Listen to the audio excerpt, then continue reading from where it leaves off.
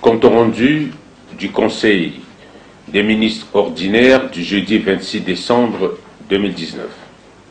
Le jeudi 26 décembre 2019, sous la très haute présidence de son Excellence, professeur Faustin Archange Touadéra, président de la République, chef de l'État, le Conseil des ministres a tenu sa séance ordinaire à 15h45 autour de l'ordre du jour suivant: les dossiers examinés et les divers. Avant d'aborder l'examen des points inscrits à l'ordre du jour, le ministre chargé du secrétariat général du gouvernement a présenté la position des membres du gouvernement absents ainsi que l'ordre du jour. Au titre des dossiers à examiner, le ministre des Transports et de l'Aviation civile, en lieu et place du ministre des Travaux publics et de l'Entretien routier, a soumis à l'examen du Conseil un projet de loi portant création, organisation et fonctionnement de l'Ordre des ingénieurs en génie civil de la République centrafricaine. Le ministre a indiqué que la déontologie et l'éthique de la profession des ingénieurs en génie civil exigent une réglementation dans un pays en construction tel que le nôtre. Et il est important de mettre en œuvre un cadre d'exercice juridique qui sous-tend la protection du métier. À cet effet, le projet de loi, une fois approuvé et validé, contribuera aux exigences de la pratique des techniques innovantes et scientifiques, des infrastructures dans le respect des règles de l'art. Au terme des débats, le Conseil a adopté le dit projet de loi et a instruit le ministre de le multiplier en 150 exemplaires ainsi que son exposé de motifs en vue de sa transmission à l'Assemblée nationale pour examen et adoption. Le ministre du Développement de l'énergie et des ressources hydrauliques a soumis à l'examen du Conseil 3 dossiers. Le premier est relatif à l'adoption du document de politique énergétique décentralisée 2020-2030. Le ministre a indiqué que le gouvernement et le programme des Nations Unies pour le développement PNUD avaient signé le 20 juin 2018 un document relatif au projet de promotion des centrales hydrauliques en République centrafricaine. Le projet vise à doter les localités de Mbaïki, Boda, Gomboula et Bambari en énergie hydroélectrique. À cet effet, le dit document permettra de mettre en œuvre une politique décentralisée de l'énergie tout en respectant la politique sociale d'implantation dans les zones rurales concernées et en fixant les objectifs à atteindre par la définition des rôles des différents acteurs. Ce projet va favoriser la promotion des énergies nouvelles et renouvelables. Après débat, le Conseil, tout en marquant son accord, a validé le document de politique énergétique décentralisée 2020-2030. Le ministre a également soumis à l'attention du Conseil 2 projets de décret. Le premier projet de décret est relatif à l'octroi d'un agrément à la société Green Oil RCA SA pour l'exercice des activités d'importation et de distribution sur l'ensemble des produits pétroliers en République centrafricaine. Le deuxième projet de décret est consécutif à l'octroi d'un agrément d'exercice des activités du sous-secteur pétrolier aval à la société Petra Énergie RCA SA. Le ministre a rappelé que le sous-secteur pétrolier aval a été réorganisé par la loi 005 du 24 avril 2007 et son décret d'application numéro 12.019 du 2 février 2012, l'un des objectifs de cette réforme était la libération de ce secteur à l'exception des activités de stockage. Conformément aux dispositions de l'article 6 de la loi citée ci-dessus, qui soumettent l'exercice des activités d'importation des produits pétroliers par l'obtention d'un agrément. Les sociétés Greenhall et Petra Energy, qui sont de droit centrafricain, ont sollicité un agrément en vue de mener leurs activités dans ce secteur. Il convient de préciser que les deux sociétés ont rempli toutes les conditions prescrites par la loi en la matière. Après débat, le Conseil, tout en reconnaissant que ces activités ont rempli toutes les conditions prévues par les textes en vigueur, a marqué son accord et a adopté les 10 projets de décret. Madame le ministre de la Défense nationale et de la reconstruction de l'armée a soumis à l'examen du Conseil le projet de loi portant statut général des militaires.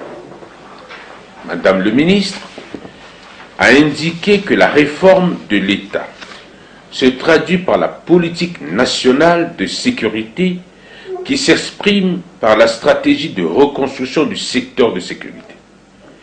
Les forces armées centrafricaines se sont engagées dans un processus de reconstruction réaliste axé sur le plan national de défense et d'emploi des forces armées pour une période déterminée appelée loi de programmation militaire.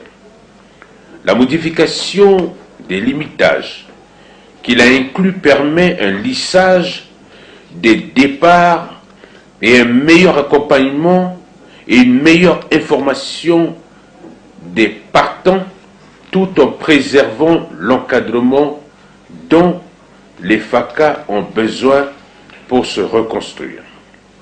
Il s'agit donc de maintenir le cap de rajeunissement à travers le recrutement inclusif. Enfin, ce projet de loi appuie la constitution d'une armée respectueuse du droit international humanitaire, plus citoyenne et plus républicaine.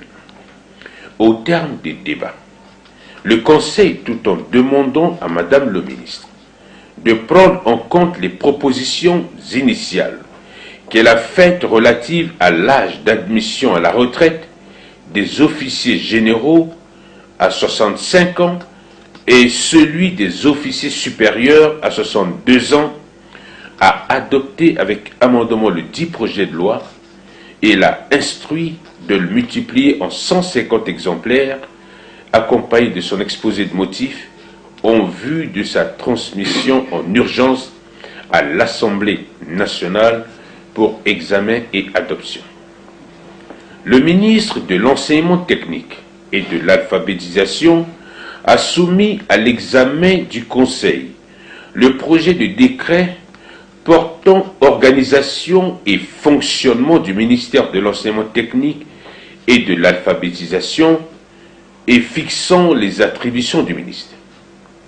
Le ministre a indiqué que son département s'attelle à intensifier la lutte contre l'analphabétisme et favoriser le retour ainsi que la réinsertion socio-professionnelle des jeunes, car le taux d'analphabétisme est très élevé dans notre pays. Pour permettre à ce département de mieux fonctionner, le ministre a sollicité du Conseil l'adoption du dit projet de décret.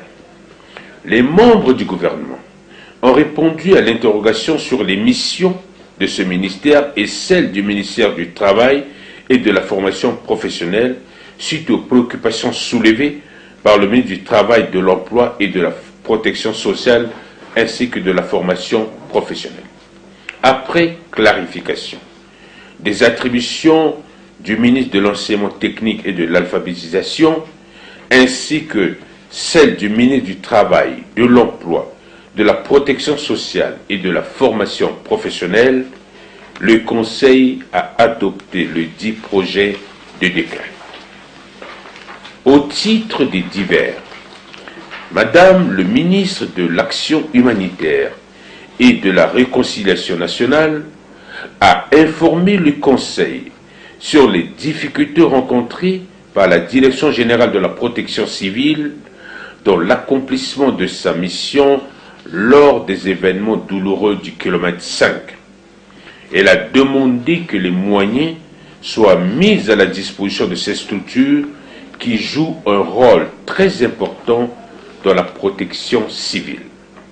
À ce sujet, le Conseil a instruit le ministre de l'Administration du Territoire et de la Décentralisation de saisir Son Excellence Monsieur le Premier ministre, chef du gouvernement, pour des dispositions à prendre en vue de pallier à ces difficultés. Le ministre des Transports et de l'Aviation civile a informé le Conseil de l'arrivée prochaine à Bangui du bateau de dragage de la station de captage de la Sodeka. Il s'agit d'une bonne nouvelle car le dragage facilite le captage de l'eau de l'Ubangui qui sera traitée en vue de l'alimentation de la ville de Bangui en eau potable. Le ministre du Développement de l'énergie et des ressources hydrauliques a annoncé au Conseil l'arrivée dans quelques jours d'une forte délégation chinoise dont la mission est de construire un champ solaire d'une capacité de 15 MW. Cette cérémonie de pose de la première pierre se fera dans la première quinzaine du mois de janvier 2020. Le ministre a également informé le Conseil que le gouvernement était engagé à installer 100 forages pour l'alimentation de la ville de Bangui en eau potable. 50 forages ont été réalisés, dont 30 sur financement des partenaires et 20 par l'Agence nationale de l'eau et d'assainissement ANEA pour le compte du gouvernement. À ce sujet, le ministre a fait un plaidoyer pour que les 50 forages restants dont le financement a été autorisé par le Conseil des ministres puissent être construits afin de satisfaire aux besoins de la population de Bangui en eau potable. Le ministre de l'économie, du plan et de la coopération a informé le Conseil que le Programme mondial pour l'agriculture et la sécurité alimentaire a mis à la disposition de notre pays une enveloppe de 15 400 000 $ dans le cadre du développement de notre agriculture. La supervision des activités de ce projet sera assurée par le Fonds mondial pour l'alimentation FAO et la Banque africaine de développement BAD. Le ministre a également informé le Conseil de l'attitude inadmissible du chef de mission de la société Sogea Satom, qui n'est pas dans les dispositions de satisfaire au projet de construction de l'avenue Idriss Déby déjà financé par les partenaires. À cet effet, le gouvernement prendra toutes les dispositions nécessaires pour que les délais exigés soient respectés. Le ministre de la Promotion de la femme, de la famille et de la protection de l'enfant a informé le Conseil qu'elle s'est rapprochée de l'Assemblée nationale pour que le Code de la protection de l'enfant soit examiné au cours de la deuxième session parlementaire. Il s'agit d'un document important dans le cadre même de la lutte contre la traite des personnes.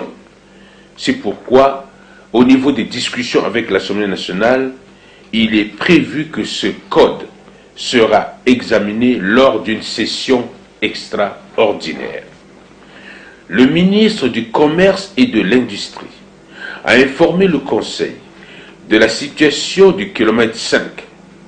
Il a rappelé qu'au moment où le gouvernement que dirige son Excellence, M. Firmin Grébada, Premier ministre, chef du gouvernement, sous la très haute impulsion de son Excellence, professeur Faustin Archange Touadéra, président de la République, chef de l'État, fait des efforts pour ramener la paix dans notre pays.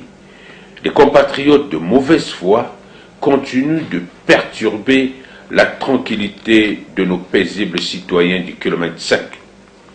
Le ministre a indiqué que c'est pour un comportement irresponsable d'un autodéfense qui a voulu s'approprier des articles d'un commerçant, lequel a refusé de céder. Ce dernier est allé chercher une arme pour en découdre avec le vendeur. C'est ainsi que les commerçants ont dénoncé l'attitude et l'ont neutralisé. Il s'en est suivi un combat fratricide avec un bilan lourd. Le Conseil des ministres a exprimé sa compassion pour les familles endeuillées et a toutefois indiqué que la situation du kilomètre 5 est complexe et difficile. Le gouvernement a pris toutes les dispositions pour que les forces de sécurité intérieure et les forces de la MINUSCA rétablissent le calme au plus vite au kilomètre 5. Madame le ministre de l'Urbanisme, de la Ville et de l'Habitat a informé le Conseil que le tribunal de grande instance de Berbérati a rendu sa décision au profit du gouvernement en annulant toutes les ventes irrégulières des domaines de l'État à Berbérati suite à une plainte déposée par l'État. Elle a également indiqué que les décisions du tribunal de Bois interviendront en début de l'année prochaine. Madame le ministre a également fait mention des difficultés de l'exécution du programme d'emploi du Fonds d'aménagement et de l'entretien urbain FAE au niveau du ministère des Finances et du Budget. Et enfin, elle a informé le Conseil de l'émission du titre de foncier du terrain de l'Université de Bangui 2. Madame le ministre de la Recherche scientifique et de l'innovation technologique a informé le Conseil que la République centrafricaine est élue au poste de vice-présidence lors de la 3e réunion du comité ministériel scientifique et technologique de l'Union africaine tenue à Addis Abeba. À cet effet, la République centrafricaine exercera son mandat au nom de l'Afrique centrale pour la période 2020 à 2021. Le ministre des Arts et de la Culture, chargé du tourisme, a informé le Conseil de l'adoption par l'Assemblée nationale de 2 lois, dont l'une est relative à la ratification du traité de Beijing sur les interprétations et exécutions audiovisuelles et l'autre est consécutive à la ratification du traité de Marrakech visant à faciliter l'accès des aveugles, des déficients visuels et des personnes ayant d'autres difficultés de lecture des textes imprimés aux œuvres publiées. À ce propos, Son Excellence, Monsieur le Président de la République, chef de l'État, s'est interrogé sur l'état d'avancement du texte relatif au ballet national. En réponse à cette interrogation, le ministre chargé du secrétariat général du gouvernement a informé le Conseil que la commission chargée de l'examen des projets de texte officiels a déjà examiné le 10 projets de décret. Le gouvernement sera saisi dans les prochains jours. Le ministre de la Santé et de la Population a informé le Conseil que le Fonds mondial pour la lutte contre le VIH-Sida et la tuberculose a accordé une nouvelle allocation de 121 800 000 $ à la République centrafricaine. Ce montant représente le double de la précédente allocation. Le ministre a également informé le Conseil que l'épidémie de l'hépatite E est définitivement éradiquée à Bokaranga. Son Excellence, Monsieur le Président de la République, chef de l'État, est revenu sur l'opération Tumbazene. Selon le Président de la République, cette opération doit reprendre au début d'année 2020. À cet effet, Son Excellence, Monsieur le Président du chef de l'État, a instruit le gouvernement d'établir un planning pour sa visite dans les différents départements ministériels.